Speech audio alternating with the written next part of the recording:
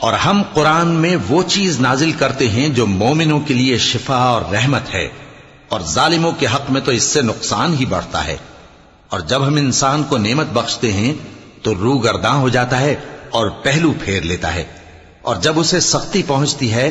تو نا امید ہو جاتا ہے۔ کہہ دو کہ ہر شخص اپنے طریق کے مطابق عمل کرتا ہے، سو تمہارا پروردگار اس شخص سے خوب واقف ہے جو سب سے زیادہ سیدھے رستے پر ہے۔ اور تم سے روح کے بارے میں سوال کرتے ہیں، کہہ دو کہ وہ میرے پروردگار کا ایک حکم ہے، اور تم لوگوں کو بہت ہی کم علم دیا گیا ہے۔ اور اگر ہم چاہیں تو جو کتاب ہم تمہاری طرف بھیجتے ہیں اسے دلوں سے محو کر دیں،